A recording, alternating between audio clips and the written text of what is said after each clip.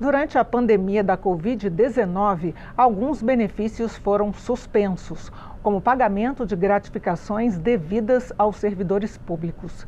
E agora um projeto de lei quer garantir esse pagamento. A autora é a deputada professora Luciene Cavalcante, do PSOL de São Paulo, que eu tenho o prazer de receber aqui no Palavra Aberta. Muito bem-vinda, deputada, e muito bem-vinda à Câmara dos Deputados. É o seu primeiro mandato. A senhora apresentou uma lei, um projeto de lei complementar para revogar dispositivos de outra vigência que esteve funcionando durante o período da pandemia. E trata de alguns tipos de licenças que são devidas aos servidores públicos, todos os servidores públicos da União.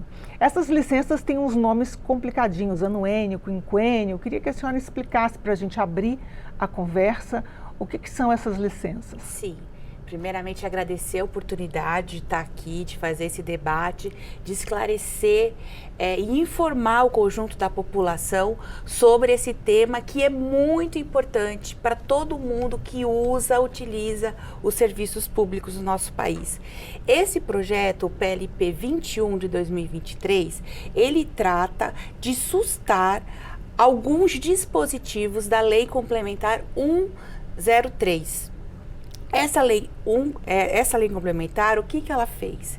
Ela retirou, sequestrou o tempo de trabalho de todos os servidores públicos, federais, estaduais e municipais do Brasil inteiro, sequestrou no cômpute da carreira que esses servidores públicos têm. Então, veja o que aconteceu. Durante a pandemia, foi emitida essa lei que dizia o seguinte: os servidores públicos são todos servidores que prestam serviços essenciais ao conjunto da população. Eles são linhas de frente do enfrentamento e superação da pandemia da Covid-19, mas o tempo de trabalho dessa servidora, durante a pandemia, não poderá ser contado para a valorização da sua carreira própria. Todo servidor público, quando ele ingressa num concurso público, ele ingressa numa carreira. E essa carreira, ela começa com um salário e conforme vai passando o tempo, você vai tendo algumas gratificações, você vai tendo algum tipo de valorização pelo desempenho das suas funções, pelo zelo com que você faz as suas obrigações, cumpre os seus deveres, como existe qualquer tipo de serviço prestado. E aí o que aconteceu? O governo, na época, o ex-governo Bolsonaro, disse que não poderia ter essa contagem. E isso prejudicou extremamente todos os profissionais que estavam fazendo enfrentamento dessa pandemia. Veja, a gente não está falando aqui, a gente está há mais de 6 anos sem reajuste salarial, a gente não está falando da recomposição dos períodos inflacionários, a gente está falando aqui de algo que já existia e já havia previsão orçamentária. E aí houve uma grita geral, um sentimento de revolta justa por conta de mais esse ataque aos serviços públicos, essa desvalorização ao trabalho que é desempenhado. E o governo voltou atrás, na época, apenas para 2 carreiras, que são fundamentais e que a gente, obviamente, lutou por todas. Mas 2 a gente já conseguiu tirar, que foram os profissionais da saúde e os policiais das forças de segurança. Os policiais, esses servidores foram retirados, mas veja bem, os servidores do serviço funerário que trabalharam de forma incansável durante a pandemia, por exemplo, eles não foram retirados, eles estão com esse sequestro do seu tempo, é como se eles não tivessem trabalhado. Na prática é isso. Os profissionais da educação trabalharam de forma incansável, com seus próprios recursos, dando aula de casa, com o seu computador, com a sua internet, fazendo 1000 maneiras do seu celular, porque a única forma de se comunicar mais popular é através das redes como o WhatsApp, de mensagens instantâneas. Então, os professores, os gestores, o quadro de apoio, fizeram todo esse movimento e é como para o governo, como se eles não tivessem trabalhado. E outras carreiras, assistentes sociais, os psicólogos, todos os outros servidores que prestam serviços que são fundamentais, que trabalharam durante a pandemia, resolveu-se que eles não teriam esse tempo de trabalho contado. Então, como se tivesse havido um congelamento do tempo de carreira para o acesso a alguns benefícios. Sim, foi um congelamento.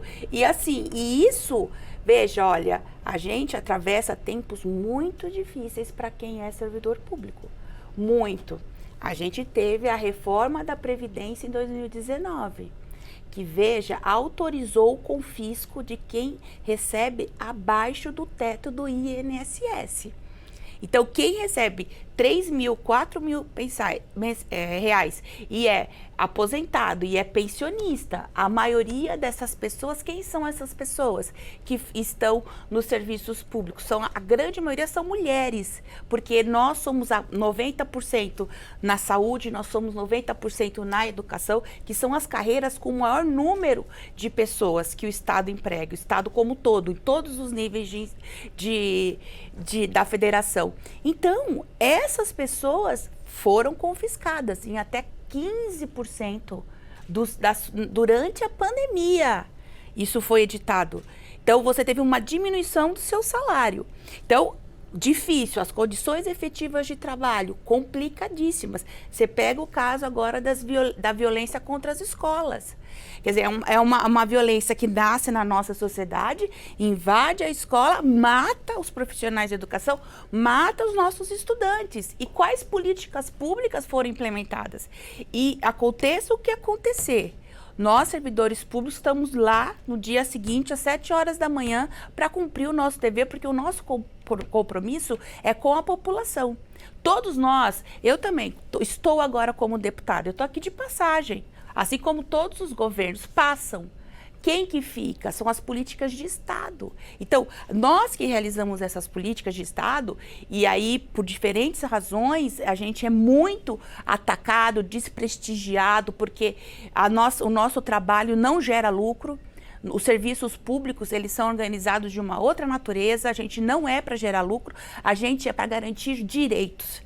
Então, se a gente tem no poder pessoas que acham que a população não tem que ter acesso aos direitos, eles vão atacar os servidores públicos. Deputada, a gente está no finalzinho da nossa conversa. Eu queria saber, já que os recursos foram contingenciados durante a pandemia para o combate ao coronavírus, agora já houve negociação nesse sentido, em torno da liberação de recursos? Sim, olha, e há de se destacar o seguinte, que diferentemente de todas as previsões, os orçamentos dos municípios, dos estados estão batendo recordes. Eu vou te falar um dado do meu estado de São Paulo. Orçamento recorde no estado de São Paulo, mais de 300 bilhões. Prefeitura de São Paulo, mais de 100 bilhões. Tem muito dinheiro, tem muito recurso. E como não estou falando assim, não se trata de um aumento, que a gente está lutando, muitas pessoas estão em greve, inclusive pelo pagamento do piso nacional do magistério, que também não é cumprido, existe o recurso. E o que diz o nosso PL? Que ele autoriza os estados e municípios a cumprirem essa legislação, a concederem o reconhecimento legítimo desse tempo. E aí a gente vai fazer a disputa e a batalha nos territórios, nos estados e municípios, para que os prefeitos e governadores cumpram, porque dinheiro no orçamento tem. Por quê?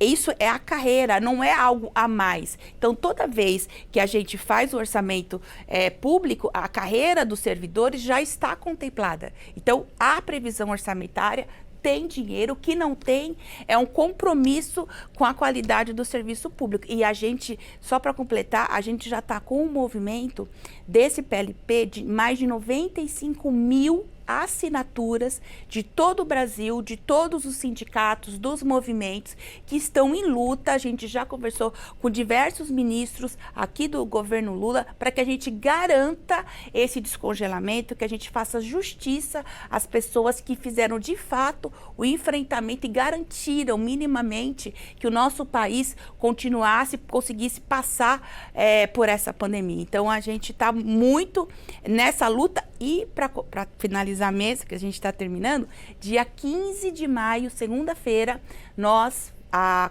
Comissão de Administração e Serviço Público autorizou, por iniciativa nossa, uma audiência pública, onde nós iremos discutir exatamente esse projeto e como que a gente vai fazer o nosso plano de luta para que ele seja de fato aprovado. Então, aproveito a audiência para convidar a todos e todas que estejam presentes nessa audiência dia 15 de maio, segunda-feira, às 14h, aqui na Comissão de Administração e Serviços Públicos.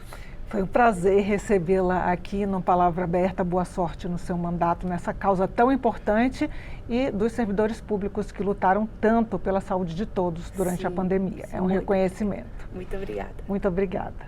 E para você que quer compartilhar a entrevista, acesse a página da Câmara na internet ou procure o canal da Câmara dos Deputados no YouTube. Muito obrigada pela sua companhia. Até o próximo Palavra Aberta.